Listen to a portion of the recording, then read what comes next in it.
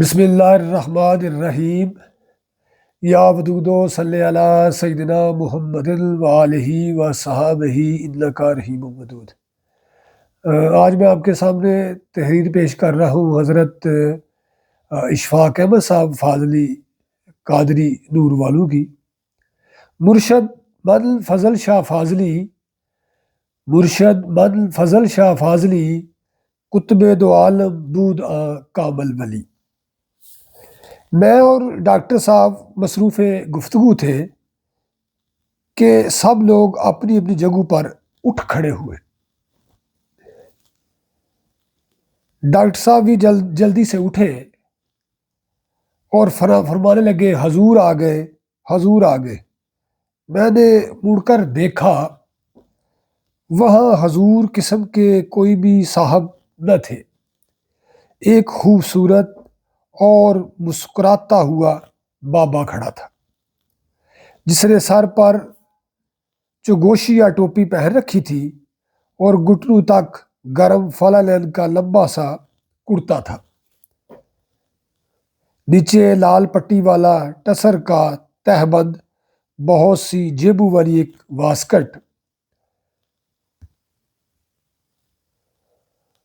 اور گلے میں ایک نیم گرم صافہ گہرے سرخ رنگ کا۔ موٹے موٹے پاؤں میں پرانی وضع کے چرمی سلیپر تھے۔ میں نے اس بابا کو سر سے پاؤں تک دیکھا۔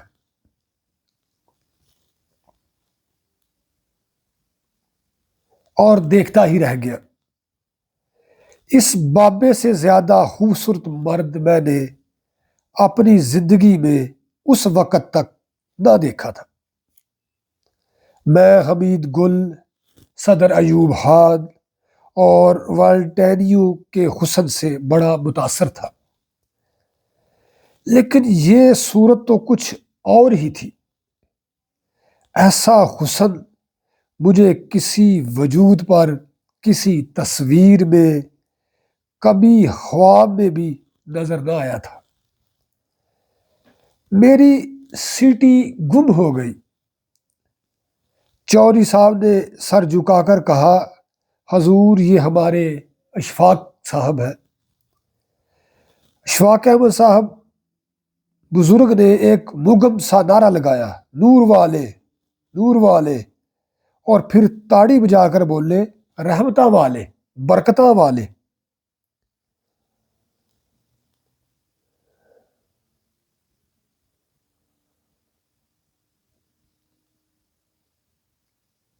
میرے اشفاق فرمانے لگے، جی یہ اشفاق صاحب بھی ہمارے جانی جان ہیں، نور والے۔ میرے مسافے کے لیے بڑے ہاتھ ویسے ہی رہ گئے اور آپ نے میرا کندھا تھپ تھپا کر کہا، آتے جاتے رہا کرو۔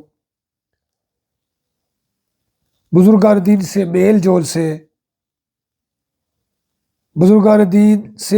رکھے۔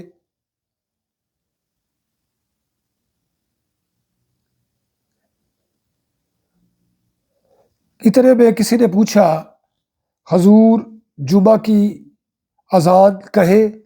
فرمایا اشفاق صاحب کو کھانا کھلا دیا ہے؟ میں نے عرض کیا، حضور کوئی جلدی نہیں، جمعہ کے بعد کھا لیں گے۔ فرمایا جمعہ کے ادب سے کہہ رہے ہو یا ابھی بھوک نہیں؟ میں نے کہا جناب کوئی خاص وجہ نہیں، بس ویسے ہی۔ بابا جی نے اشارہ دیا، رضا صاحب نے اذان دینی شروع کی اور ہم جہاں کھڑے تھے ویسے ہی کھڑے رہے۔ جمعہ ڈاکٹر صاحب نے پڑھایا اور جمعہ پڑھنے کے بعد ہم سب لنگر کی طرف روانہ ہو گئے۔ لنگر کے پاس پہنچ کر بابا جی نے ڈاکٹر صاحب سے کہا، پت آپ اندر چلے، بڑے کوٹھے میں مہمانوں کو بھی وہی لے چلے۔ سیکرٹری صاحب، اعظم صاحب، حاجی صاحب، سب لوگ ویسے ہی چلے، وہی بیٹھے۔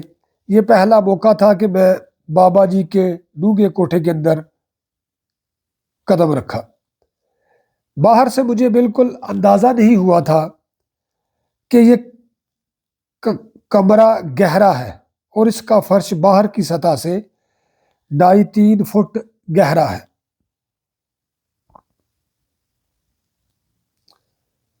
اور اس کے اندر اترنے کے لیے دہلیز کے ساتھ فٹ بھر کا زینہ بنا ہوا تھا۔ ڈاکٹر صاحب نے مجھے آگے چلنے کا اشارہ کیا، اس کے بعد خود ہی کمرے میں اترے۔ ان کے بعد چوہری صاحب اور پھر آہستہ آہستہ سبھی لوگ اندر آ گئے۔ اندر اچھا خاصا اندھیرا تھا اور دروازے سے کھچی ہوئی تار کے ساتھ بجلی کا ایک مدھم سا لٹو روشن تھا، جو مشکل سے 40 کے نرڈل پاور کا ہوگا۔ کوٹھے کے اندر دروازے کے ساتھ دور تک کنستر، ڈبے، ڈولل، بوریاں، تھیلے اور ڈرم پڑے تھے، جن کے اندر اجناس، گڑ، تیل، مربے، مٹھائیاں، مکھانے، چھوارے اور کھانا پکانے کے مسالے رکھے ہوئے تھے۔ دیوار کے ساتھ لگے ان تھیلوں بورو کے ساتھ ساتھ بے شمار بستر پڑے تھے، اور کونے میں 3-4 کھاٹیں کھڑی تھی۔ ڈاکٹر صاحب نے دروازے کے عین سامنے کمرے کے زیادہ منور حصے میں، جہاں ایک پرانا کمبل اور اس کے ساتھ ایک کہنا رلی بچھی ہوئی تھی، ہمیں بیٹھنے کے لیے کہا، اور خود بھی ہمارے ساتھ ہی بیٹھ گئے۔ ایک سبز پوش بزرگ، جن کا لمبا کرتا اور جھاڑو دیتی دھوتی دونوں ہی گہرے سبز رنگ کے تھے، پلاسٹک کا ایک طے شدہ دسترخوان لے کر آ گئے۔ ڈاکٹر صاحب نے اس سبز پوش بزرگ کا تعارف یہ کہہ کر کرایا کہ یہ اس مخلوق کا نام بابا جلال ہے، اور آپ اس ڈیرے کے ناسی اور شرکر لوگوں میں سے ایک ہیں۔